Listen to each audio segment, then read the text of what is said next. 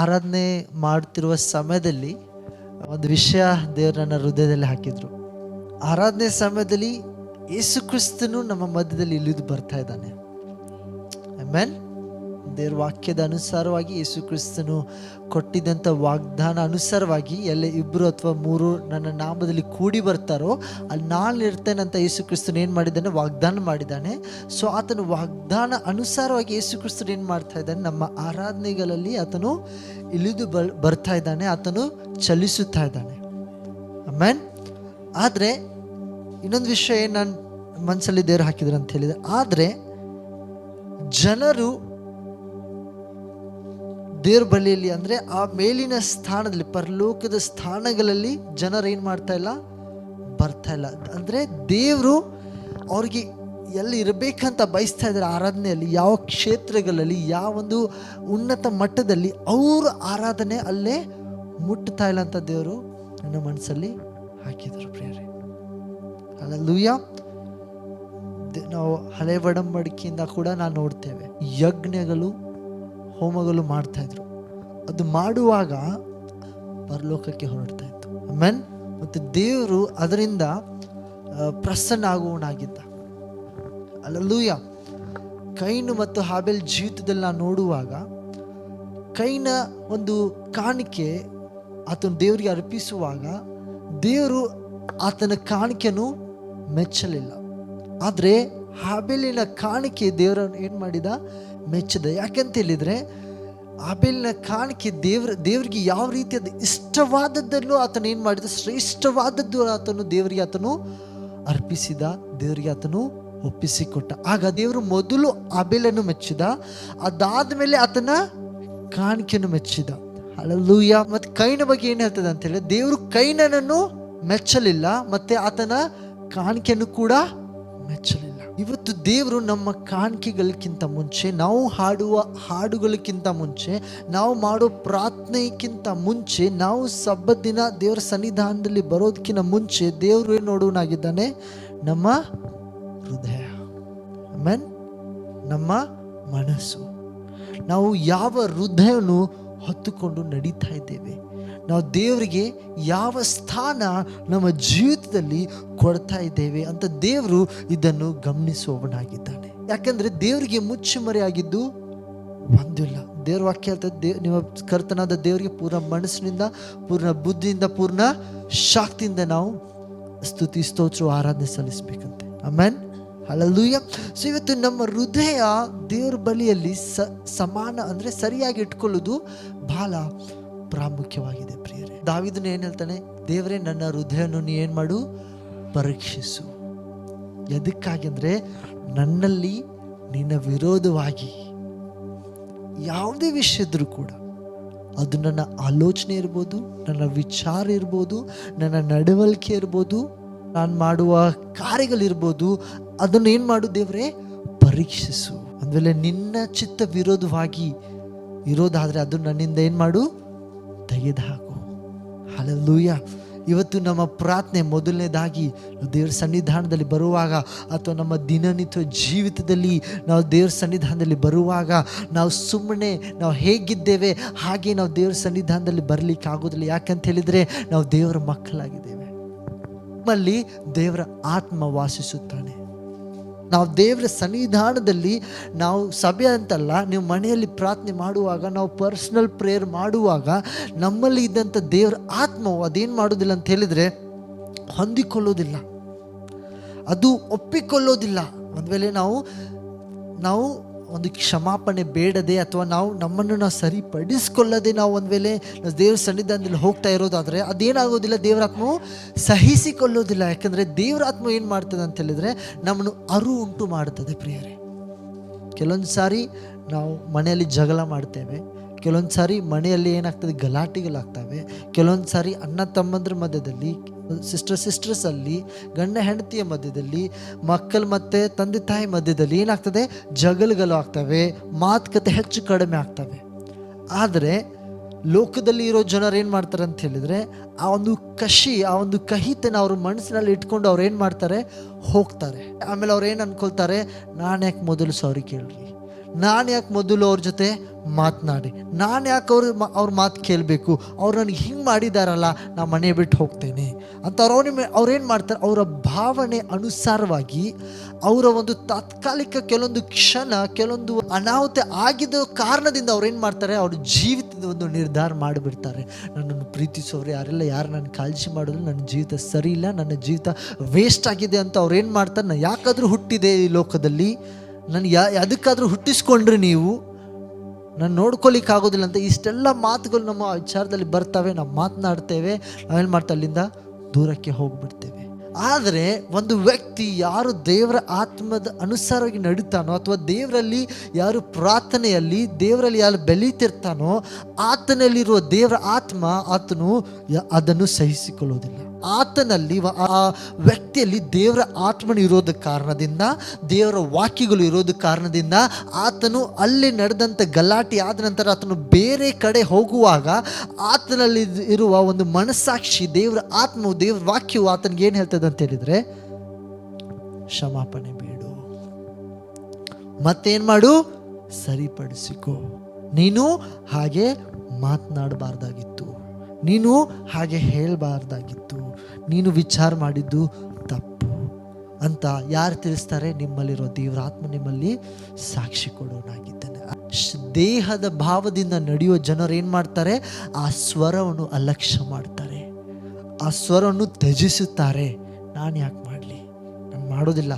ಕೆಲವೊಬ್ರು ಏನು ಹೇಳ್ತಾರೆ ಗೊತ್ತಾ, ಸ್ವತಃ ದೇವರು ಬಂದು ಹೇಳಿದ್ರು ಕೂಡ ನಾನೇನು ಮಾಡಲ್ಲ, ಅವರನ್ನು ಕ್ಷಮಿಸು, ನಾ ಎಲ್ಲವನ್ನು ಮಾಡ್ತೇನೆ, ಆದರೆ ಈ ವಿಷಯ ನನಗೆ ಮಾಡಲಿಕ್ಕೆ ಆಗೋದಿಲ್ಲ ಅಂತ ಕೆಲವರು ಜನರು ಹೇಳ್ತಾರೆ. ಆ ದೃಶ್ಯ, ಆ ಸಂಗತಿ ನನಗೆ ಮರೀಲಿಕ್ಕೆ ಆಗೋದಿಲ್ಲ ಅಂತ ಕೆಲವೊಬ್ರು ಜನರು ಈ ರೀತಿಯಾಗಿ ವಿಚಾರ ಮಾಡಿ ಅವರು ನಡೆದುಕೊಳ್ತಾರೆ. ಪ್ರಿಯರೇ, ಅವಾಗ ನೀವು ಅರ್ಥ ಮಾಡ್ಕೊಳ್ಬೇಕು, ನೀವು ದೇಹ ಭಾವದಿಂದ ನಡೆಸಲ್ಪಡ್ತಾ ಇದ್ದೀರಿ. ದೇವರ ವಾಕ್ಯಕ್ಕೆ ನೀವೇನು ಮಾಡ್ತಾ ಇಲ್ಲ, ಕಿವಿಗೊಡ್ತಾ ಇಲ್ಲ. ದೇವರ ಆತ್ಮಕ್ಕೆ ನೀವೇನು ಮಾಡ್ತಾ ಇಲ್ಲ, ಸ್ಥಾನ ಕೊಡ್ತಾ ಇಲ್ಲ. ಯಾಕಂದರೆ ನೀವು ದೇವರ ಮಕ್ಕಳಾಗಿದ್ದೀರಿ ಪ್ರಿಯರೇ. ಆಮೆನ್. ನೀವು ಇಷ್ಟೆಲ್ಲ ಸಹಿಸಿಕೊಳ್ತಾ ಇದ್ರಿ ಎದಕ್ಕೋಸ್ಕರ, ಕ್ರಿಸ್ತನಿಗೋಸ್ಕರ. ಯಾಕಂದರೆ ಕ್ರಿಸ್ತನು ನಮಗಾಗಿ ಆ ಶಿಲ್ಬೆ ಮೇಲೆ ಪ್ರಾಣ ಕೊಟ್ಟಿದ್ದಾನೆ. ಕ್ರಿಸ್ತನು ನಮಗಾಗಿ ಉಗುಲಿಸಿಕೊಂಡಿದ್ದಾನೆ, ನಮಗಾಗಿ ಅಪವಾಸಿಗಳು ಆತನು ಸಹಿಸಿಕೊಂಡಿದ್ದಾನೆ. ಗೇಲಿ ಮಾಡಿದರೆ ಆತನು ಬೆತ್ತಲೆಯಾಗಿ ಆ ಶಿಲ್ಬೆ ಮೇಲೆ ಆತನಿಗೆ ಹೊಡೆದಿದ್ದಾರೆ ಪ್ರಿಯರೇ. ಹಲ್ಲೆಲೂಯಾ. ಇವತ್ತು ಬಹಳ ಪ್ರಾಮುಖ್ಯ ಪ್ರಿಯರೇ, ನಮ್ಮ ಹೃದಯವನ್ನು ದೇವರ ಜೊತೆ ಸರಿಪಡಿಸಿಕೊಳ್ಳೋದು. ಒಂದು ವೇಳೆ ನಾವು ಸರಿಪಡಿಸಿಕೊಳ್ಳಿಲ್ಲ ಅಂದರೆ ನಮ್ಮ ಜೀವಿತ ಒಂದು ಕಪಟಿ ಜೀವಿತ ಆಗಿ ಮಾರ್ಪಡ್ತೈತೆ ಪ್ರಿಯರೇ. ಯಾವ ರೀತಿ ಅಂತ ಹೇಳಿದರೆ, ಪರಿಸಾಯರು, ಶಾಸ್ತ್ರಿಗಳು ಯೇಸು ಕ್ರಿಸ್ತನನ್ನು ಮಾತು ಅವರು ಒಳಗಾಗ್ತಿರ್ಲಿಲ್ಲ, ಅವ್ರು ಕೇಳ್ತಿರ್ಲಿಲ್ಲ. ಅವರಿಗೆ ಅನಿಸಿದ ಅನುಸಾರವಾಗಿ ಅವ್ರಿಗೆ ಯಾವ ರೀತಿಯಾಗಿ ಅವ್ರಿಗೆ ಇಷ್ಟವಾಗುತ್ತದೋ, ಅವ್ರಿಗೆ ಯಾವುದು ಸರಿ ಅನ್ನಿಸ್ತದೋ ಅದೇ ರೀತಿಯಾಗಿ ಅವ್ರೇನು ಮಾಡ್ತಾರೆ, ನಡೆದುಕೊಳ್ತಾರೆ.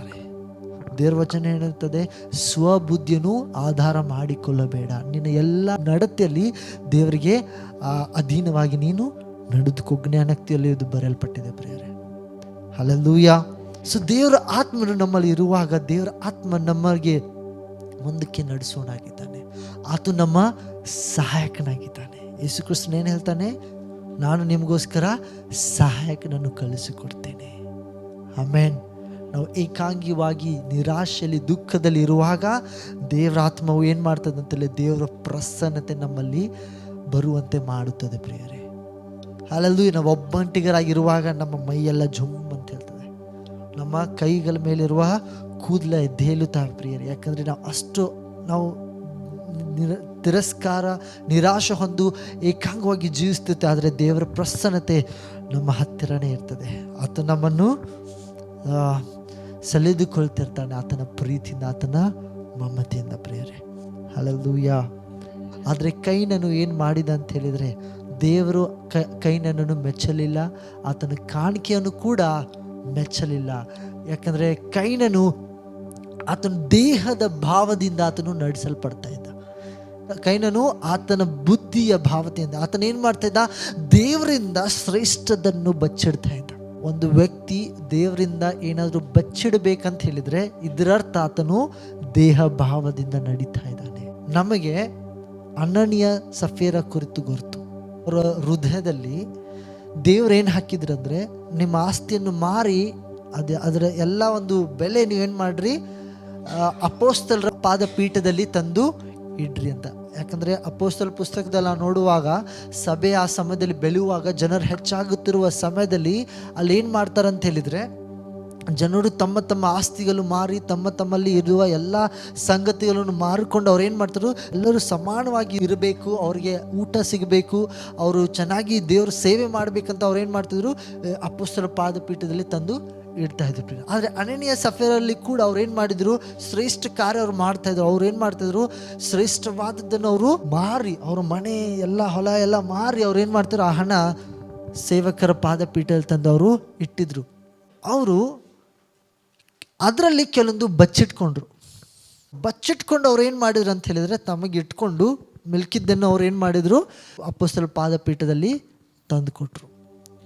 ಆದರೆ ದೇವರ ಆತ್ಮನಲ್ಲಿ ಚಲಿಸೋದ್ರಿಂದ, ದೇವರ ಕಾರ್ಯಗಳು ಅದ್ಭುತವಾಗಿ ನಡೆಯೋದ್ರಿಂದ ಅದೇ ಕ್ಷಣದಲ್ಲಿ ಅವ್ರೇನಾದರೂ ಅನನೀಯರವರು ಸತ್ತರು. ಅದಾದಮೇಲೆ ಸಫೀರರು ಕೂಡ ಸತ್ತರು. ಆವಾಗ ಪೇತ್ರನೇನು ಕೇಳ್ತಾನಂತ ಹೇಳಿದರೆ, ಯಾಕೆ ಸೈತಾನನನ್ನು ನಿನ್ನನ್ನು ಮೋಸ ಮಾಡಲಿಕ್ಕೆ ಬಿಟ್ಟಿದಿ? ಯಾಕೆ ನೀನು ಸೈತಾನ ಮಾತಿಗೆ ನೀವು ಒಳಗಾಗಿದ್ರಿ? ಈ ಆಸ್ತಿಯೆಲ್ಲವೂ ನಿಮಗೆ ಬೇಕಾಗಿರೋದಾದರೆ ಅವರು ಇಟ್ಕೊಳ್ಬಹುದಾಗಿತ್ತು. ನಿಮಗೆ ಇದು ನಿಮ್ಮದೇ, ನೀವೇ ಕೊಟ್ಟಿದ್ರಲ್ಲ, ನಿಮ್ಮ ಆಸ್ತಿ ನೀವೇನು ಮಾಡಿದ್ರಿ, ನೀವು ಮಾರಿ ನೀವೇ ಇದರ ಆಸ್ತಿ ಬಂದ ಹಣ ನೀವೇ ಕೊಟ್ಟಿದ್ರಿ, ಅದು ನಿಮ್ಮದೇ. ನಿಮಗೆ ಅದ್ರ ಮೇಲೆ ಏನಿತ್ತು, ಅಧಿಕಾರ ಇತ್ತು, ನಿಮಗೆ ನಿಯಂತ್ರಣ ಇತ್ತು, ಹೌದಿಲ್ರಿ? ಆದರೆ ನೀವು ಒಂದು ನಿರ್ಧಾರ ಮಾಡ್ಬೋದಾಗಿತ್ತು, ನಾವಿಷ್ಟು ನಮಗೋಸ್ಕರ ಇಟ್ಕೊಳ್ಳೋಣ, ಇದು ನಾವು ಇಷ್ಟು ನಾವು ಕೊಡೋಣ ಅಂತ. ಆದರೆ ಅವ್ರು ಏನು ಮಾಡಿದ್ರು, ಆ ರೀತಿಯಾಗಿ ವಿಚಾರ ಮಾಡದೆ ಅವ್ರೇನು ಮಾಡಿದ್ರು, ಕದ್ದುಕೊಂಡ್ರು. ಬಚ್ಚಿಟ್ಕೊಂಡು ಅವ್ರೇನು ಮಾಡಿದ್ರು, ಕದ್ದುಕೊಂಡ್ರು. ಯಾಕಂತ ಹೇಳಿದರೆ, ಅವರು ಸೈತಾನ್ ಅವ್ರ ಹೃದಯದಲ್ಲಿ ಹಾಕಿದಂಥ ಬೀಜ ಅವ್ರು ಅನ್ಕೊಂಡಿರ್ಬೋದು, ನಾವು ಯಾಕೆ ಎಷ್ಟೆಲ್ಲ ಕೊಡಬೇಕು, ನಾವು ಸ್ವಲ್ಪ ಆದರೂ ಇಟ್ಕೊಳ್ಳೋಣ. ಹಲ್ಲೆಲೂಯಾ. ದೇವರು ನಮ್ಮ ಹೃದಯ ಗಮನಿಸುವವನಾಗಿದ್ದಾನೆ. ಹಲ್ಲೆಲೂಯಾ. ಅದಾದ ನಂತರ ದೇವರ ಕೋಪ ಅವ್ರ ಮೇಲೆ ಬಂದಾಗ ಅವರು ಅಲ್ಲೇ ಏನಾದ್ರು, ನಾಶವಾದರು, ಅಲ್ಲೇ ಸತ್ತರು ಅವರು. ಹಲ್ಲೆಲೂಯಾ. ನಿಮಗೆ ಹೆದರಿಸ್ಲಿಕ್ಕೆ ನಾನು ಹೇಳ್ತಾ ಇಲ್ಲ, ಭಯಪಡಿಸ್ಲಿಕ್ಕೆ ನಾನು ಹೇಳ್ತಾ ಇಲ್ಲ. ಆದರೆ ದೇವರು ಮೊದಲನೇದಾಗಿ ನಮ್ಮ ಹೃದಯ ನೋಡುವನಾಗಿದ್ದಾನೆ. ಸೈತಾನನು ನಮ್ಮನ್ನು ಹಣದ ವಿಷಯದಲ್ಲಿ ವಂಚಿಸುವವನಾಗಿದ್ದಾನೆ. ಹಣದ ಪ್ರೀತಿ ಸಕಲ ಪಾಪಕ್ಕೆ ನಮಗೆ ಗುರಿ ಮಾಡೋದಾಗಿದೆ. ಆದರೆ ನಾವು ಹಣವನ್ನು ಪ್ರೀತಿಸೋದಿಲ್ಲ, ನಾವು ದೇವರನ್ನು ಪ್ರೀತಿಸುತ್ತೇವೆ. ಆಮೆನ್. ಹಲ್ಲೆಲೂಯಾ. ಸೊ ಕೈನನು ಏನು ಮಾಡಿದ, ಆತನ ಒಂದು ಕಾಣಿಕೆಗಳು ದೇವರಿಗೆ ಆತನು ಒಪ್ಪಿಸಿಕೊಡುವಾಗ ಆತನು ಉಳಿದಿದ್ದನ್ನು ಕೊಡ್ತಾ ಇದ್ದ. ಏನ್ರಿ? ಉಳಿದಿದ್ದನ್ನು, ಯಾವುದು ಶ್ರೇಷ್ಠವಾಗಿರ್ದಿಲ್ಲಲ್ಲ ಅಂಥದ್ದನ್ನು ತಂದು ಕೊಡ್ತಾ ಇದ್ದ. ನಿಮಗೆ ಗೊತ್ತಾ, ಹಳೆ ಒಡಂಬಡಿಕೆಯಲ್ಲಿ ದೇವರಿಗೆ ಯಜ್ಞಗಳು ಮಾಡಬೇಕಾಗಿತ್ತು, ಯಜ್ಞ ಹೋಮಗಳು ಮಾಡಬೇಕಾಗಿತ್ತು. ಯಜ್ಞ ಹೋಮಗಳು ಅಂತ ಹೇಳಿದರೆ ಕುರಿ, ಕೋಳಿ, ಪಕ್ಷಿಗಳು, ದೊಡ್ಡ ದೊಡ್ಡ ಒಂದು ಕೋಣಗಳು, ಇವ್ರು ಏನು ಮಾಡಬೇಕು, ಅವರು ಅಲ್ಲೇ ಅರ್ಪಿಸಬೇಕು. ಅದು ಅರ್ಪಿಸುವ ಸಮಯದಲ್ಲಿ ಅದಕ್ಕೆ ಯಾವುದೇ ಥರದ ಒಂದು ಗಾಯ ಆಗಿರಬಾರ್ದು, ಯಾವುದೇ ಥರದ ಒಂದು ಸಮಸ್ಯೆ. ಕೆಲವೊಬ್ರು ಏನು ಮಾಡ್ತಾರೆ, ಕುರುಡಿದ್ದ ಗಾಯ ಕೊಡ್ತಾರೆ, ಕುರುಡಿದ್ದು ಕುರಿ ಕೊಡ್ತಾರೆ, ಕುಂಟಿದ್ದು ಕುರಿ ಕೊಡ್ತಾರೆ. ಓಕೆ, ಬೇಡವಾದದ್ದು, ಅದಕ್ಕೆ ರೋಗವಿರ್ತದೋ ಅಂಥವನ್ನು ಅವ್ರು ಏನು ಮಾಡ್ತಾರೆ, ಜನರು ದಾನ ಮಾಡ್ಲಿಕ್ಕೆ ಬರ್ತಾರೆ. ಆದರೆ ದೇವರಂಥ ದಾನಗಳು ಏನು ಮಾಡ್ತಿರ್ಲಿಲ್ಲ, ಸ್ವೀಕರಿಸ್ತಿರ್ಲಿಲ್ಲ. ಜನರು ಮಿಲ್ಕಿದ್ದನ್ನು, ಉಳಿದಿದ್ದ ಜನರು ಏನು ಮಾಡ್ತಾಯಿದ್ರು, ಕೊಡ್ತಾಯಿದ್ರು. ಆದರೆ ದೇವರಂಥದ್ರಲ್ಲಿ ಇಷ್ಟಪಡಲಿಲ್ಲ. ದೇವರು ಯಾವುದಿದ್ರೂ ಕೂಡ ಶ್ರೇಷ್ಠವಾದದ್ದನ್ನೇ ಬಯಸ್ತಾ ಇದ್ದ. ಹಲ್ಲೆಲೂಯಾ. ಅದೇ ರೀತಿಯಲ್ಲಿ ಇವ್ರ ಕೈನ ಏನು ಮಾಡ್ತಾ ಇದ್ದ, ಶ್ರೇಷ್ಠವಾದನ್ನು ತರಲಿಲ್ಲ, ಉಳಿದಿದ್ದನ್ನು, ಬೇಡವಾದದ್ದು ಅದನ್ನು ದೇವರ ಸನ್ನಿಧಾನದಲ್ಲಿ ತೆಗೆದುಕೊಂಡು ಬಂದ. ಆದರೆ ದೇವರು ಕೈನನ್ನು ಮೆಚ್ಚಲಿಲ್ಲ, ಆತನ ಕಾಣಿಕೆಯನ್ನು ಮೆಚ್ಚಲಿಲ್ಲ. ಆದರೆ ಆಬೇಲನ್ನು ಮೆಚ್ಚಿದ, ಆಬೇಲ ಕಾಣಿಕೆಯನ್ನು ಮೆಚ್ಚಿದ. ಕೈನಲ್ಲಿ ಏನು ಬಂತು ಅಂದರೆ ಇರಿಷೆ ಬಂತು. Hallelujah. Amen, amen, praise the lord. Okay, ಕೈನಲ್ಲಿ ಏನು ಬಂತು ಹೇಳಿದರೆ ಇರಿಷೆ ಬಂತು, ಹೊಟ್ಟೆ ಕಿಚ್ಚು ಬಂತು. ಕೈನೇನು ಮಾಡಿದ, ಆಬೇಲನನ್ನು ಕೊಂದು ಬಿಟ್ಟ. ಎದಕ್ಕೆ? ಹೊಟ್ಟೆ ಕಿಚ್ಚು. ಇವತ್ತು ಚಿಕ್ಕ ಮಕ್ಕಳಲ್ಲಿದ್ದೀರಿ, ದೊಡ್ಡವರಿದ್ದೇವೆ, ನಾವೆಲ್ಲರೂ ಇದ್ದೇವೆ. ಒಂದು ವೇಳೆ ಇವತ್ತು ನಮ್ಮಲ್ಲಿ ಹೊಟ್ಟೆ ಕಿಚ್ಚಿರೋದಾದರೆ ನಾವು ಪಾಪ ಮಾಡ್ತಾ ಇದ್ದೇವೆ. ಹೊಟ್ಟೆ ಕಿಚ್ಚು ಬರುತ್ತದೆ, ಆದರೆ ಆ ಹೊಟ್ಟೆ ಕಿಚ್ಚು ನಾವೇನು ಮಾಡಬೇಕು, ದೂರ ಮಾಡಬೇಕು. ಎಲ್ಲದಕ್ಕೂ ಒಂದು ಸಮಯ ಇದೆ. ಆಮೆನ್. ಒಂದು ಸಮಯ ನಮಗೇನು ಸಿಗ್ತದೆ, ಒಂದು ಸಮಯ ನಮಗೇನು ಸಿಗೋದಿಲ್ಲ. ದೇವರ ವಚನ ಹೇಳ್ತದೆ, ಎಲ್ಲ ಕಾಲದಲ್ಲಿ ನೀವು ಸಿದ್ಧರಾಗಿರಿ, ತನ್ನ ಸೇವೆಗಾಗಿ, ಕ್ರಿಸ್ತನ ಮಹಿಮೆಗಾಗಿ. Amen, hallelujah. ಯಾವಾಗ ಹೊಟ್ಟೆ ಕಿಚ್ಚು ಬರ್ತದೋ ಒಬ್ಬರು ಮನುಷ್ಯನ ಜೀವಿತದಲ್ಲಿ, ಅದು ಆತನನ್ನು ಏನು ಮಾಡ್ತದೆ, ನಾಶನದಲ್ಲಿ ನಡೆಸ್ತದೆ. ಆತನಿಗೆ ಅದು ತಪ್ಪು ಮಾಡಬೇಕು, ಪಾಪ ಮಾಡಬೇಕು, ಬೇರೆಯವರನ್ನು ಕೆಳಗಡೆ ಹಾಕೋದಂಥ ಭಾವನೆ ಅವರಲ್ಲಿ ಉಂಟು ಮಾಡ್ತದೆ. ಬೇರೆಯವರು ಮೇಲಕ್ಕೆ ಹೋಗೋದು ಅವ್ರಿಗೆ ಇಷ್ಟ ಆಗೋದಿಲ್ಲ. ಒಬ್ಬ ವ್ಯಕ್ತಿ ಮೇಲಕ್ಕೆ ಹೋಗ್ತಾ ಇದ್ದಾನೆ, ಒಳ್ಳೆಯದನ್ನು ಮಾಡ್ತಾ ಇದ್ದಾನೆ, ಉನ್ನತ ಸ್ಥಾನದಲ್ಲಿ ಇದ್ದಾನೆ ಅಂತ ಹೇಳಿದವ್ರಿಗೆ ನೋಡಲಿಕ್ಕೆ ಆಗೋದಿಲ್ಲ. ಅವರ ಒಂದು ಆನಂದದಲ್ಲಿ ಅವ್ರು ಏನಾಗೋದಿಲ್ಲ, ಸಹಭಾಗಿ ಆಗೋದಿಲ್ಲ. ಅವರು ಏನು ಮಾಡ್ತಾರೆ, ಹಲ್ಲು ಕಚ್ಕೊಳ್ತಿರ್ತಾರೆ. ಅವರು ಮನಸ್ಸಿನಲ್ಲಿ ಏನೋ ಗುಣ್ಗುಟ್ಕೊಳ್ತಿರ್ತಾರೆ, ಬೈಕೊಳ್ತಿರ್ತಾರೆ, ಹಿಂಗಾಗಿತ್ತಲ್ಲ, ನಮ್ದಾಗಿಲ್ಲಲ್ಲ, ಇವ್ರು ಮುಂದೆ ಹೋಗ್ತಾರಲ್ಲ, ನಾವು ಹೋಗಿಲ್ಲಲ್ಲ. ಆದರೆ ದೇವರ ವಚನ ಹೇಳ್ತದೆ, ನಾವು ಒಬ್ಬರ ಸಂತೋಷದಲ್ಲಿ ನಾವು ಸಂತೋಷದವರಾಗಿರ್ಬೇಕು, ಒಬ್ಬರು ಹತ್ರೆ ನಾವು ಅವ್ರ ಜೊತೆ ಕಣ್ಣೀರು ಇಡೋರ ಜನರಾಗಿರ್ಬೇಕು. ಪ್ರಿಯರೇ, ಅರ್ಥ ಆಗ್ತಾ ಇದೆಯಾ? ನಾನು ತಯಾರು ಮಾಡಿದ್ದ ಸಂದೇಶನೇ ಬೇರೆ, ಆದರೆ ದೇವ್ರ ನನ್ನ ಮನಸ್ಸಿನಲ್ಲಿ ಹಾಕಿದ್ದು ಕೇವಲ ಒಂದು ಲೈನ್ ಇದೆ ಅಲ್ರಿ, ಅದಷ್ಟೇ. ಹಲ್ಲೆಲೂಯಾ. ಆರಾಧನೆ ಏನಾಗ್ತಿಲ್ಲ, ದೇವರಿಗೆ ಮುಟ್ತಾ ಇಲ್ಲ. ನನ್ನ ಜನರು ನನ್ನನ್ನು ಸ್ಪರ್ಶಿಸುತ್ತಾ ಇಲ್ಲ, ನನ್ನ ಜನರು ನನ್ನ ಬಳಿಯಲ್ಲಿ ಬರ್ತಾ ಇಲ್ಲ. ಯಾವಾಗ ದೇವರ ಜನರು ತನ್ನ ಬಳಿಗೆ ಬರೋದಿಲ್ಲ, ದೇವರಿಗೆ ಬಹಳಷ್ಟು ನಿರಾಶವಾಗ್ತದೆ. ಹಲ್ಲೆಲೂಯಾ. ದೇವರಿಗೆ ಬಹಳ ನಿರಾಶವಾಗ್ತದೆ. ಸುತ್ತು ಹೊಟ್ಟೆ ಕಿಚ್ಚು ಏನು ಮಾಡ್ತಾ ಇದೆ ಅಂತ ಹೇಳಿದ್ರೆ, ಜನರ ಹೃದಯನು ಕೆಡಿಸ್ತಾ ಇದೆ. ಆ ಹೃದಯದಿಂದ ನಾವು ದೇವರ ಸನ್ನಿಧಾನದಲ್ಲಿ ಬರೋದಾದ್ರೆ, ದೇವ್ರು ನಮ್ಮ ಹೃದಯ ನೋಡೋನಾಗಿದ್ದಾನೆ. ಅದಾದ್ಮೇಲೆ ನಮ್ಮ ಆರಾಧನೆ, ನಮ್ಮ ಸ್ತುತಿ ಸ್ತೋತ್ರ ನೋಡೋನಾಗಿದ್ದಾನೆ. ಅದಕ್ಕಾಗಿ ನಮ್ಮ ಹೃದಯಗಳು ಮೊದಲನೇ ದಿನದಿಂದ ನಾವು ನಂಬಿಕೆಗೆ ಬಂದಂಥ ಮೊದಲನೇ ದಿನದಿಂದ ನಮ್ಮ ಹೃದಯ ನಾವು ಸರಿಯಾಗಿ ಇಟ್ಟುಕೊಳ್ಬೇಕು. ಆಮೇಲೆ ಅದನ್ನು ಸರಿಪಡಿಸ್ಕೊಳ್ತಾ ಇರಬೇಕು. ದೇವರ ವಾಕ್ಯವು ನಮಗೆ ಒಂದು ಕನ್ನಡಿ ಸಮಾನ. ಹಲ್ಲೆಲೂಯಾ. ದೇವರ ವಾಕ್ಯವು ಖಂಡಿಸಲಿಕ್ಕೆ, ತಿದ್ದಲಿಕ್ಕೆ, ಸರಿಪಡಿಸಲಿಕ್ಕೆ, ಶಿಕ್ಷಣಕ್ಕೆ, ಎಲ್ಲದಕ್ಕೆ ಇದು ಉಪಯೋಗವಾಗುತ್ತದಂತೆ ಪ್ರಿಯರೇ. ಸೊ ನಮ್ಮ ಆರಾಧನೆ ದೇವರಿಗೆ ಮುಟ್ಟಬೇಕಂತ ಹೇಳಿದ್ರೆ ನಮ್ಮ ಹೃದಯ ಫಸ್ಟ್ ತಯಾರಾಗಬೇಕು. ದೇವರ ವಚನ ಇನ್ನೊಂದು ಕಡೆ ದೇವರ ವಚನ ಏನು ಹೇಳ್ತಿದೆ ಅಂತ ಹೇಳಿದ್ರೆ, ಒಂದು ವೇಳೆ ನೀವು ನಿಮ್ಮ ಸಹೋದರ ಜೊತೆ ಜಗಳ ಮಾಡಿ ಬಂದು ಇಲ್ಲಿ ನಿಂತ್ಕೊಂಡು ಕಾಣಿಕೆ ನೀವು ಹಾಕೋದಾದ್ರೆ, ನೀವೇನು ಮಾಡ್ರಿ, ಕಾಣಿಕೆಯನ್ನು ತಗೊಂಡು ಹೋಗ್ಬೇಡ್ರಿ ಅಂತ ಹೇಳೋದಿಲ್ರಿ, ಕಾಣಿಕೆನು ಅಲ್ಲೇ ಇಡ್ರಿ. ಅಂದರೆ ಕಾಣಿಕೆನ ಏನು ಮಾಡ್ರಿ, ಅಲ್ಲೇ ಇರ್ರಿ. ಅಲ್ಲೇ ಇಟ್ಟು ಏನು ಮಾಡ್ರಿ, ಮೊದಲು ಹೋಗಿ ನಿಮ್ಮ ಸಹೋದರ ಜೊತೆ ಒಂದಾಗ್ರಿ. ಯಾರ ಜೊತೆ ಒಂದಾಗಬೇಕು? ಮನೆಯಲ್ಲಿ ಜಗಳ ಆಯಿತು, ಬರುವಾಗ ಹೆಚ್ಚು ಕಡಿಮೆ ಮಾತಾಯಿತು, ಮೊದಲು ಏನು ಮಾಡಬೇಕು, ಕ್ಷಮಾಪಣೆ ಬೇಡಲಿಕ್ಕಾಗಿಲ್ಲ, ದೇವ್ರ ಸನ್ನಿಧಾನದಲ್ಲಿ ಬರ್ತೀರಿ. ದೇವ್ರ ಸನ್ನಿಧಾನದಲ್ಲಿ ಬಂದಾಗ ನೀವೇನು ಮಾಡಬೇಕು, ಮೊದಲನೇದಾಗಿ ದೇವ್ರ ಕಡೆ ನೋಡುವಾಗ ನೀವು ಎಲ್ಲ ಮಾಡಿದ್ದ ತಪ್ಪುಗಳು ಏನು ಮಾಡ್ತವೆ, ಹೊರಗಡೆ ಬಂದುಬಿಡ್ತವೆ. ಈ ಮನಸ್ಸು ಇಟ್ಕೊಂಡು ದೇವ್ರಿಗೆ ಹೆಂಗೆ ಆರಾಧನೆ ಮಾಡಲಿ, ಆಗೋದಿಲ್ಲರಿ. ಅದಕ್ಕಾಗಿ ನಾವೇನು ಮಾಡ್ಬೇಕು ಗೊತ್ತ್ರಿ, ಅದೆಲ್ಲವನ್ನು ದೇವ್ರ ಕಡೆ ಒಪ್ಪಿಸ್ಕೊಡ್ಬೇಕು. ದೇವರೇ, ಈ ರೀತಿಯಾಗಿ ನಡೆದಿದೆಯಪ್ಪ, ನನಗೆ ಗೊತ್ತಿಲ್ಲ ಯಾರು ತಪ್ಪಿದೆ, ನಾನು ತಪ್ಪು ಮಾಡಿರ್ಬೋದು, ಅವರು ತಪ್ಪು ಅವ್ರು ನನಗೆ ಹಿಂಗೆ ಮಾಡಿದ್ದಾರೆ, ಅದರಿಂದ ಭಾಳ ನೋವಾಯಿತು. ದೇವರೇ, ನಾನು ಅವರನ್ನು ಕ್ಷಮಿಸುತ್ತೇನೆ, ನನ್ನನ್ನು ಕ್ಷಮಿಸು ದೇವರೇ ಅಂತ ಹೇಳಿ ನಾವೇನು ಮಾಡ್ಬೇಕಂತ ಹೇಳಿದರೆ, ದೇವರ ಸನ್ನಿಧಾನದಲ್ಲಿ ಅದು ಇಟ್ಟು ಏನ್ರಿ, ದೇವ್ರ ಸನ್ನಿಧಾನದಲ್ಲಿ ಅದು ಇಟ್ಟು ದೇವ್ರ ಕಡೆ ನಾವು ಸರಿಯಾಗಿ ಆಗಬೇಕು. ಯಾಕಂದರೆ ದೇವ್ರ ಆತ್ಮ ಒಪ್ಪಿಕೊಳ್ಳೋದಿಲ್ರಿ. ಯಾರು ಒಪ್ಕೊಳ್ಳೋದಿಲ್ರಿ? ಯಾಕಂದ್ರೆ ನಿಮ್ಮಲ್ಲಿರುವ ದೇವರ ಆತ್ಮನು ಎಲ್ಲಿ ನಿಮ್ಮನ್ನು ನಡೆಸ್ತಾನೆ, ದೇವರ ಬಳಿಯಲ್ಲಿ ನಡೆಸುತ್ತಾನೆ. ನಿಮ್ಮಲ್ಲಿರುವ ದೇವರ ಆತ್ಮನು ನೀವು ದೇವರ ಪ್ರಸನ್ನತೆ ಅನುಭವಿಸುವಂತೆ ಸಹಾಯ ಮಾಡ್ತಾನೆ, ಇನ್ನು ಆಳವಾಗಿ ಹೋಗುವಂತೆ ಸಹಾಯ ಮಾಡುತ್ತಾನೆ. ಹಲ್ಲೆಲೂಯಾ.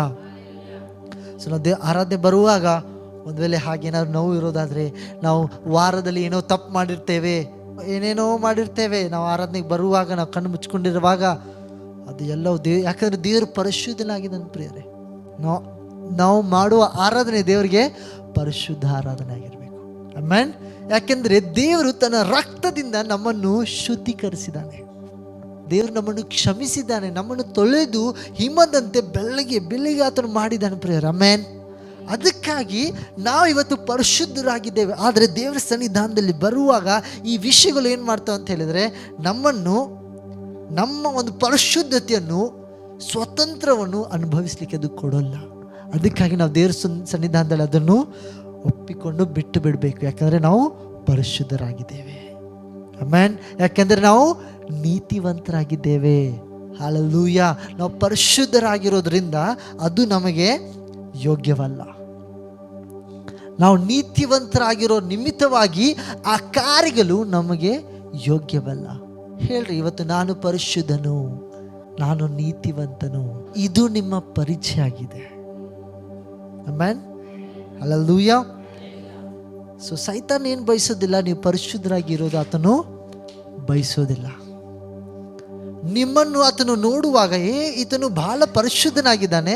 ಸೈತಾನ್ ನಿಮ್ಮನ್ನು ನೋಡುವಾಗ ಏನು ಮಾಡ್ತಾನೆ, ಈತನು ಬಹಳ ಪರಿಶುದ್ಧನಾಗಿದ್ದಾನೆ, ಈತನು ಬಹಳ ನೀತಿವಂತನಾಗಿದ್ದಾನೆ, ಈತನ ಜೀವಿತದಲ್ಲಿ ಒಂದು ಸಮಸ್ಯೆ ತಂದು ಹಾಕೋಣ.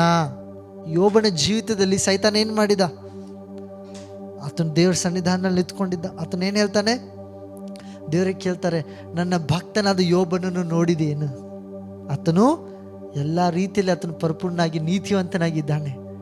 ಅವಾಗ ಯೋಬನ ಏನು ಹೇಳ್ತಾನೆ, ನೀನು ಆತನ ಜೀವಿತದಲ್ಲಿ ಎಲ್ಲ ವಿಷಯದಲ್ಲಿ ಆತನಿಗೆ ಆಶೀರ್ವಾದ ಮಾಡಿದಿ, ನಿನ್ನ ಬೇಳೆಯನ್ನು ಹಾಕಿದಿ, ಅದಕ್ಕಾಗಿ ಆತನು ಎಲ್ಲ ನಿನ್ನನ್ನು ಸ್ತುತಿಸ್ತಾ ಇದ್ದಾನೆ, ಆರಾಧಿಸುತ್ತಾ ಇದ್ದಾನೆ. ಅದಾದಮೇಲೆ ಸೈತಾನ್ ನಾನಾ ರೀತಿಯಾದ ಶೋಧನೆಗಳು ಆತನ ಜೀವಿತದಲ್ಲಿ ತಂದ ಎಷ್ಟೋ ಸಮಸ್ಯೆಗಳು ಆತನ ಜೀವಿತದಲ್ಲಿ ತಂದ. ಆತನಿಗೆ ದೇಹದಲ್ಲಿ ಹಾನಿ ಮಾಡಿದ, ಪ್ರಿಯವಾದ ಜನರನ್ನು ಕಿತ್ತುಕೊಂಡ, ಬೇರೆ ಕಡೆ ಅವರನ್ನು ತೆಗೆದು ಹಾಕಿದ ಅವರ ಜೀವಿತದಿಂದ. ಆತನಿಗೆ ಎಲ್ಲ ರೀತಿಯಾಗಿ ಲಾಸ್ ಮಾಡಿದಾಗಲೂ ಕೂಡ ಯೋಬನ ಏನು ಮಾಡಲಿಲ್ಲ, ದೇವರನ್ನು ಕ್ಷಪಿಸಲಿಲ್ಲ. ಆಕೆ ಹೆಂಡತಿ ಕೂಡ ಆತನ ವಿರೋಧವಾಗಿ ನಿಂತ್ಕೊಂಡಿದ್ಲು, ಆದರೂ ಕೂಡ ಯೋಬನ ಏನು ಮಾಡಲಿಲ್ಲ, ಕ್ಷಪಿಸಲಿಲ್ಲ. ಆತನೇನು ಮಾಡಿದ, ದೇವರ ಮೇಲೆ ಭರವಸೆ ಇಟ್ಟ, ದೇವರನ್ನೇ ಸ್ತುತಿಸಿದ, ದೇವರನ್ನೇ ಸೇವಿಸಿದ. ಆಮೆನ್. ಆದ ಕಾರಣದಿಂದ ದೇವರು ಆತನ ಶೋಧನೆಯಲ್ಲಿ ಆತನು ಜಯಿಸಿದ ನಂತರ ದೇವರು ಆತನಿಗೆ 2 ಪಟ್ಟು ಹೆಚ್ಚಾದ ಆಶೀರ್ವಾದವನ್ನು ಕೊಟ್ಟರು. ಪ್ರಿಯರೇ, ಇವತ್ತು ನೀವು ಹಾದು ಹೋಗ್ತಿರುವ ಶೋಧನೆಗಳು ಇವೆಲ್ಲವೂ ಏನಾಗಿದ್ದಾವೆ, ಶೋಧನೆಗಳಾಗಿದ್ದಾವೆ. ಯಾಕೆಂತ ಹೇಳಿದರೆ, ಪವಿತ್ರಾತ್ಮನ ಫಲಗಳು ನಿಮ್ಮಲ್ಲಿ ನೆಲೆಗೊಂಡಿರಬೇಕು. ಪವಿತ್ರಾತ್ಮ ಫಲಗಳು ನಿಮ್ಮಲ್ಲಿ ಏನಾಗಬೇಕು, ಹೆಚ್ಚಾಗಬೇಕು. ಪ್ರಿಯರೇ, ಆಮೆನ್. ಹಲ್ಲೆಲೂಯಾ. ನಿಮ್ಮಲ್ಲಿದ್ದಂಥ ಪವಿತ್ರಾತ್ಮ ಫಲಗಳು ಅದು ಒಂದು ಶೋಧನೆ. ನೀವು ಆ ಶೋಧನೆಯನ್ನು ಜಯಿಸಬೇಕು. ಶೋಧನೆ ಜಯಿಸುವಾಗ ಏನಾಗ್ತದೆ, 2 ಪಟ್ಟು ಹೆಚ್ಚಾದ ಆಶೀರ್ವಾದ, 2 ಪಟ್ಟು ಹೆಚ್ಚಾದ ಅಭಿಷೇಕ, 2 ಪಟ್ಟು ಹೆಚ್ಚಾದ ಬಲ. ಆ ವಿಷಯದಲ್ಲಿ ನಿಮಗೆ ದೇವರನ್ನು ಕೊಡ್ತಾನೆ, ಅಧಿಕಾರ ಕೊಡ್ತಾನೆ. ನಾಳೆ ನೀವು 4 ಜನರಿಗೆ ಹೇಳೋರಾಗಿರ್ತೀರಿ, ಇಂಥ ಪರಿಸ್ಥಿತಿ ಬರ್ತದೆ, ಹಿಂಗೆ ಬರ್ತದೆ, ಸೈತಾನ್ ಹಿಂಗೆ ಶೋಧನೆ ತರ್ತಾನೆ. ನೀವೇನು ಮಾಡಬೇಕು, ಆತನನ್ನು ಗದ್ದರಿಸಬೇಕು. ಆತನೇನು ಮಾಡ್ತಾನೆ, ಓಡ್ ಹೋಗ್ತಾನೆ. ಹಲ್ಲೆಲೂಯಾ. ಸೊ ಇವತ್ತು ನಾವು ದೇವರ ವಾಕ್ಯದ ಸತ್ಯ ಮೇಲೆ ನಿಂತ್ಕೊಳ್ಬೇಕು. Thank you Jesus. ಸೊ ನಮ್ಮ ಹೃದಯ ಇವತ್ತು ಸರಿಯಪಡಿಸ್ಕೊಳ್ಳೋದು ಬಹಳ ಪ್ರಾಮುಖ್ಯ. ನಾವು ವಿಶ್ವಾಸಿ ಜನರು ಬಹಳ ಸಾರಿ ಅನ್ಕೋತ ನಾವು ಪರಿಪೂರ್ಣರಾಗಿದ್ದೇವೆ. ಹೌದು, ನಾವು ಪರಿಪೂರ್ಣರಾಗಿದ್ದೇವೆ. ಆದರೆ ಈ ದೇಹದ ಸ್ವಭಾವಗಳು ಪರಿಪೂರ್ಣವಿಲ್ರಿ. ಏನ್ರಿ, ಈ ದೇಹದ ಸ್ವಭಾವಗಳು, ಈ ಗುಣಗಳು ಪರಿಪೂರ್ಣವಿಲ್ರಿ. ನಾವು ಆತ್ಮದ ವಿಷಯಗಳು ಅಭ್ಯಾಸಿಸಬೇಕು. ಯಾವ ರೀತಿ ಚಿಕ್ಕ ಮಕ್ಕಳು ಅಭ್ಯಾಸ ಮಾಡ್ತಾರಲ್ರಿ, ನಾವು ಆತ್ಮದ ಸತ್ಯಗಳು, ದೇವ್ರ ವಾಕ್ಯದ ಸತ್ಯಗಳು, ದೇವ್ರ ವಾಕ್ಯದ ಗುಣಲಕ್ಷಣಗಳು ನಾವೇನು ಮಾಡಬೇಕು, ಅಭ್ಯಾಸಿಸಬೇಕಂತೆ. ದೇವ್ರ ವಾಕ್ಯ ಹೇಳ್ತದೆ, ಕೋಪ ಬರುತ್ತದೆ, ಆದರೆ ಸಾಯಂಕಾಲ ಆಗೋ ತನಕ, ಸೂರ್ಯ ಮುಳುಗೋ ತನಕ ನಿಮ್ಮ ಕೋಪ ಆರಬೇಕು, ಅದು ಇಳಿಬೇಕು. ಇಲ್ಲದಿದ್ದರೆ ನೀವೇನು ಮಾಡ್ತಾ ಇದ್ದೀರಿ, ಪಾಪ ಮಾಡ್ತಾ ಇದ್ದೀರಿ. ಏನಂದ್ರಿ, ನೀವು ಪಾಪ ಮಾಡ್ತಾ ಇದ್ದೀರೋ ಇಲ್ಲೋ ಅಂತ ನಿಮಗೆ ಒಂದು ಸೂಚನೆ ಇದು. ಏನಂತ ಹೇಳಿದ್ರೆ, ನಿನ್ನೆ ಮಾಡಿದ ಕೋಪ ನಿಮ್ಮ ಹೃದಯದಲ್ಲಿ ಇವತ್ತು ಕೂಡ ಇದೆ ಅಂದರೆ ನೀವು ಪಾಪ ಮಾಡ್ತಾ ಇದ್ದೀರಿ. ಒಂದು ವೇಳೆ ಮೊನ್ನೆ ಮಾಡಿದಂಥ ಒಂದು ತಪ್ಪು ಯಾರೋ ನೀವು ಇನ್ನೂ ಕೂಡ ಅವ್ರಿಗೆ ಕ್ಷಮಿಸಲಿಲ್ಲ ಅಂತ ಹೇಳಿದ್ರೆ ನೀವೇನು ಮಾಡ್ತಾ ಇದ್ದೀರಿ, ಪಾಪ ಮಾಡ್ತಾ ಇದ್ದೀರಿ. ನೀವು ವಿಚಾರ ಮಾಡಿರಿ, ನೀವು ಪಾಪದಲ್ಲಿ ಜೀವಿಸ್ಬೇಕಾ ಅಥವಾ ದೇವ್ರು ಕೊಟ್ಟಿರುವ ಒಂದು ಕ್ಷಮಾಪಣೆ, ಪರಿಶುದ್ಧತೆಯಲ್ಲಿ, ನೀತಿವಂತಿಕೆಯಲ್ಲಿ ಜೀವಿಸ್ಬೇಕಾ? ಕಠಿಣ. ದೇವರ ವಾಕ್ಯ ಪರಲೋಕಕ್ಕೆ ಹೋಗುವ ಮಾರ್ಗ ಇಕ್ಕಟ್ಟವಾಗಿದೆ. ಅದು ಚಿಕ್ಕ ಮಾರ್ಗ, ಅದು ಕಠಿಣವಾದ ಮಾರ್ಗ. ಆಮೆನ್. ಕತ್ತಲೆಯಿಂದ ದೇವರು ನಮ್ಮನ್ನು ಆರಿಸಿದ್ದಾನೆ, ಬೆಳಕಿನಲ್ಲಿ ತಂದಿದ್ದಾನೆ. ಹಲ್ಲೆಲೂಯಾ. ಕೆಲವೊಂದು ಸಾರಿ ನಮ್ಗೆ ಯಾರಾದರೂ ಏನಾದರೂ ಹೇಳಿದರೆ ನಮಗೆ ಸಿಟ್ಟು ಬರ್ತದೆ, ನಮಗೆ ಬೇಜಾರಾಗ್ತದೆ, ನಮಗೆ ಸರಿಪಡಿಸ್ಕೊಳ್ಳಿಕ್ಕೆ ಆಗೋದಿಲ್ಲ, ಯಾಕೆಂದ್ರೆ ನಮ್ಮ ಸ್ವಭಾವ ಅದು.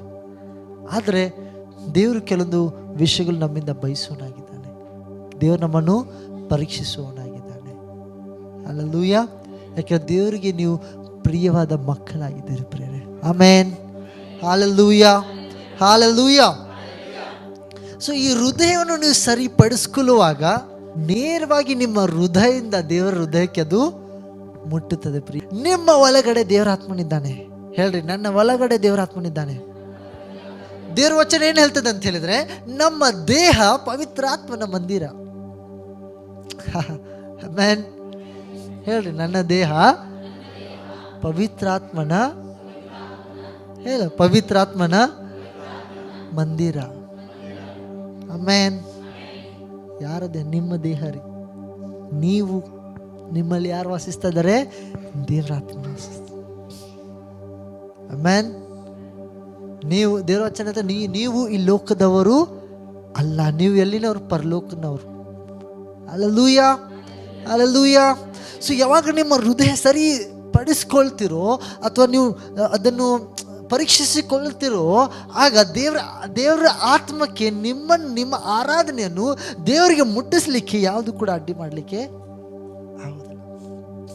ಸೈತಾನು ಕೂಡ ನಿಮ್ಮ ಆರಾಧನೆಯನ್ನು ಮುಚ್ಚಲಿಕ್ಕೆ ಆಗೋದಿಲ್ಲ, ನಿಲ್ಲಿಸ್ಲಿಕ್ಕೆ ಆಗೋದಿಲ್ಲ. ಯಾಕಂತ ಹೇಳಿದ್ರೆ ಆತನಿಗೆ ಯಾವುದು ಅವಕಾಶನೇ ಇಲ್ಲ ಅಲ್ಲೇ, ಆತನಿಗೆ ಯಾವ ಒಂದು ದ್ವಾರನೇ ತೆರೆದಿಲ್ಲ ಅಲ್ಲೇ. ಸೈತಾನ ಏನು ಮಾಡ್ತೀರ ಅಂತ ಹೇಳಿದ್ರೆ, ಹಗಲು ರಾತ್ರಿ ದೇವರ ಜನರ ಕುರಿತಾಗಿ ಅಪವಾಸಿಗಳು, ನಿಂದೆಗಳು, ಅಪಮಾನಗಳು ದೇವರ ಮುಂದೆ ಆತನು ಹಚ್ಚುತ್ತಿರ್ತಾನೆ.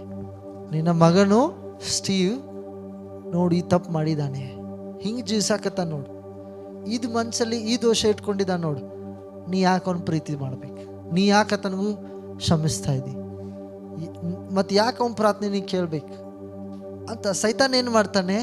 ದೇವ್ರ ಬಳಿಯಲ್ಲಿ ಆತನು ದೋಷ ಹಾಕ್ತಾ ಇದ್ದಾನೆ. ಯಾರ ಕುರಿತಾಗಿ? ನಿಮ್ಮ ಪ್ರತಿಯೊಬ್ಬೊಬ್ಬರ ಕುರಿತಾಗಿ ದೋಷ ಮಾಡ್ತಾ ಇದ್ದಾನೆ. ಆದ್ರೆ ಯೇಸು ಕ್ರಿಸ್ತನು ಏನು ಮಾಡ್ತಾ ಇದ್ದಾನೆ? ನಿಮಗೋಸ್ಕರ ಮಧ್ಯಸ್ಥಿಕೆ ಪ್ರಾರ್ಥನೆ ಮಾಡ್ತಾ ಇದ್ದಾನೆ. ಈ ಲೋಕದಲ್ಲಿ ಹಳೆ ಒಡಂಬಡಿಕೆಯಲ್ಲಿ ಯಾಜಕರಿದ್ರು. ಅವ್ರ ಕೆಲಸ ಏನು ಗೊತ್ತಾ? ಜನರ ಪಾಪವನ್ನು ತೆಗೆದುಕೊಂಡು ಜನರ ಪಾಪದ ಶುದ್ಧೀಕರಣಗೋಸ್ಕರ ಅವರು ಮಧ್ಯಸ್ಥಿಕನಾಗಿರ್ತಿದ್ರು. ದೇವರ ಒಂದು ಪರಿಶುದ್ಧ ಸ್ಥಾನದಲ್ಲಿ, ಅತಿ ಪರಿಶುದ್ಧ ಸ್ಥಾನದಲ್ಲಿ ಕೇವಲ ಮಹಾಯಾಜಕರು ಪ್ರವೇಶಿಸ್ತಾ ಇದ್ರು. ಅದು ವರ್ಷಕ್ಕೆ ಒಂದು ಸಾರಿ.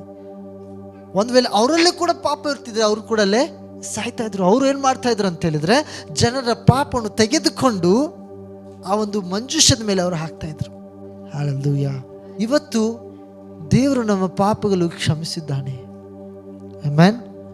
ನಾವು ಮಾಡೋ ದಿನನಿತ್ಯ ಪಾಪದ ಕುರಿತಾಗಿ ಯೇಸು ಕ್ರಿಸ್ತನು ಏನು ಮಾಡ್ತಾ ಇದ್ದಾನೆ ಗೊತ್ತಾ? ತಂದೆಯಾದ ದೇವರ ಬಳಿಯಲ್ಲಿ ಪ್ರಾರ್ಥಿಸುತ್ತಾನೆ. ಏನಂತ ಪ್ರಾರ್ಥಿಸ್ತಾ ಇದ್ದಾನೆ ಗೊತ್ತಾ?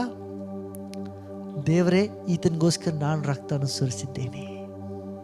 ಹಲ್ಲೆಲೂಯಾ. ಈತನಿಗೋಸ್ಕರ ನಾನು ಗಾಯಗೊಂಡಿದ್ದೇನೆ, ನಾನು ಉಗುಳಿಸಿಕೊಂಡಿದ್ದೇನೆ ಅಂತ ಯೇಸು ಕ್ರಿಸ್ತನು ಈ ಥರ ಪ್ರಾರ್ಥಿಸುವಾಗ ಸೈತಾನ ಹಾಕ್ತಿರೋ ಎಲ್ಲ ದೋಷಗಳು ಏನಾಗ್ತವೆ ಅಂತ ಹೇಳಿದ್ರೆ ಅಲ್ಲೇ ಅದು ಮುರಿದು ಬಿಡ್ತವೆ. ಹಲ್ಲೆಲೂಯಾ. ಸೈತಾನ್ ಹಾಕುವ ಪ್ರತಿಯೊಂದು ದೋಷ ಏನಾಗ್ತವೆ? ಯೇಸು ಕ್ರಿಸ್ತನ ಪ್ರಾರ್ಥನೆ ಮಾಡುವ ಮುಖಾಂತರವಾಗಿ ಅವು ಅಲ್ಲೇ ನಿಂತು ಹೋಗ್ತವೆ. ಆಮೇಲೆ ನಾವು ದೇವರ ಒಂದು ದಯದಲ್ಲಿ ನಾವು ಜೀವಿಸ್ತಿರ್ತೇವೆ. ಆದರೆ ಈ ಕಾರ್ಯಗಳು ನಾವು ಇಟ್ಕೊಂಡು ನಾವು ದೇವರ ಸನ್ನಿಧಾನದಲ್ಲಿ ಹೋಗುವಾಗ, ನಾವು ದೇವರ ಸನ್ನಿಧಾನದಲ್ಲಿ ಹೋಗುತ್ತೇವೆ ಪ್ರಿಯರೇ, ಬರಲಿಕ್ಕೆ ಏನು ಅಡ್ಡಿ ಇಲ್ಲ. ಆದರೆ ನಮ್ಮ ಹೃದಯವನ್ನು ನಾವು ಸರಿಪಡಿಸ್ಕೊಳ್ತಾ ಇಲ್ಲ ಅಂತ ಹೇಳಿದರೆ ನಾವು ಆಳವಾಗಿ ಹೋಗ್ಲಿಕ್ಕೆ ಆಗೋದಿಲ್ಲ. ನಾವು ಕೇವಲ ಕ್ಷಣಿಕ ಸಮಯಕ್ಕೆ ನಾವು ದೇವರನ್ನು ಅನುಭವಿಸ್ಬೋದು, ಅಥವಾ ದೇವರ ಮೇಲಿನ ಒಂದು ಪ್ರಸನ್ನತೆ ಅನುಭವಿಸ್ಬೋದು. ಆದರೆ ದೇವರು ನಮ್ಗೆ ಕರೆದಿದ್ದು ಅತಿ ಪರಿಶುದ್ಧ ಸ್ಥಳದಲ್ಲಿ ಹೋಗೋದಕ್ಕಾಗಿ. Hallelujah, hallelujah. ಇವತ್ತು ಕ್ರಿಸ್ತನಿಗೋಸ್ಕರ ಮಗ್ನರಾಗಿ ಮತ್ತು ಹುಚ್ಚರಾಗಿ ಮತ್ತು ಕಂಪ್ಲೀಟ್ಲಿ ತನ್ನನ್ನು ಒಪ್ಪಿಸಿಕೊಂಡು ಜೀವಿಸೋರು ಬಹಳ ಕಡಿಮೆ ಜನರಿದ್ದಾರೆ.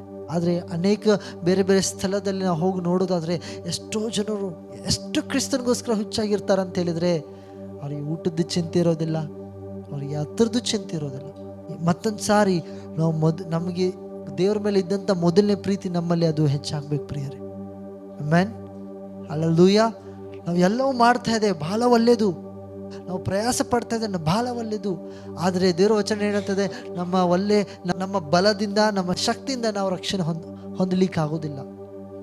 ಆದರೆ ನಮ್ಮ ನಂಬಿಕೆಯಿಂದ ಮಾತ್ರ. ಹಲ್ಲೆಲೂಯಾ. ಇವತ್ತು ನಮ್ಮ ಹೃದಯಗಳನ್ನು ನಾವು ಸರಿಪಡಿಸಿಕೊಳ್ಳೋಣ ಪ್ರಿಯರೇ. ಆಮೆನ್. ಹಲ್ಲೆಲೂಯಾ. ಇವುಗಳು ಏನು ಮಾಡ್ತಾ ಇದ್ದಾವೆ ಅಂತೇಳಿ ನಮ್ಮ ಆರಾಧನೆಗೆ ಅಡ್ಡಿ ಮಾಡ್ತಾ ಇದ್ದಾವೆ. ಇವುಗಳು ಏನು ಮಾಡ್ತಾರೆ, ನಮ್ಮ ಆರಾಧನೆ ದೇವರಿಗೆ ಮುಟ್ಟಲಿಕ್ಕೆ ಅಲ್ಲಿ ಎಲ್ಲೋ ಅಡ್ಡಿ ಮಾಡ್ತಾ ಇದ್ದಾವೆ. ಇವತ್ತು ನಾವು ಹಾಡು ಎಲ್ಲಿ ಹೋಗಬೇಕು? Thank you Jesus. ಯೇಸು ಕ್ರಿಸ್ತನು ಈ ಲೋಕದಲ್ಲಿ ಇರುವಾಗ ಯೇಸು ಕ್ರಿಸ್ತನ ಜನರನ್ನು ಮುಟ್ಟಿದ್ದಾರೆ. ಏನ್ರಿ? ಯೇಸು ಕ್ರಿಸ್ತನು ಜನರನ್ನು ಮುಟ್ಟಿದ. ಇವತ್ತು ಕೂಡ ಯೇಸು ಕ್ರಿಸ್ತನ ಜನರನ್ನೇ ಮುಟ್ಟುತ್ತಾ ಇದ್ದಾನೆ. ಆದರೆ ಜನರು ಯಾವ ರೀತಿ ಆ ಸ್ತ್ರೀ ಯೇಸು ಕ್ರಿಸ್ತನ ಮುಟ್ಟುಕೊಳ್ಬೇಕು ಅಂತ ಅನ್ಕೊಂಡು ಹೋಗಿ ಯೇಸು ಕ್ರಿಸ್ತನ ಬಟ್ಟೆನ ಮುಟ್ಟುಕೊಂಡ್ಲು, ಆ ರೀತಿಯಾಗಿ ಇವತ್ತು ಯಾವುದೇ ಜನರು, ಬಹಳ ಕಡಿಮೆ ಜನರು ಅನ್ಕೊಳ್ತಾ ಇದ್ದಾರೆ, ನಾನು ದೇವರನ್ನು ಮುಟ್ಟಬೇಕು, ದೇವರ ಒಂದು ಸ್ಪರ್ಶನ ಕಾಣಬೇಕು, ದೇವರ ಒಂದು ದರ್ಶನ ನನಗೆ ಆಗಬೇಕು, ದೇವರ ಅಭಿಷೇಕನ ಪಡೆದುಕೊಳ್ಬೇಕು, ಪರಲೋಕದ ದರ್ಶನ ನನಗೆ ಆಗಬೇಕು, ಪವಿತ್ರಾತ್ಮದಿಂದ ನಾನು ತುಂಬಿಸಲ್ಪಡಬೇಕಂತ ಬಹಳ ಕಡಿಮೆ ಜನರು ಇವತ್ತು ಅನ್ಕೊಳ್ತಾ ಇದ್ದಾರೆ.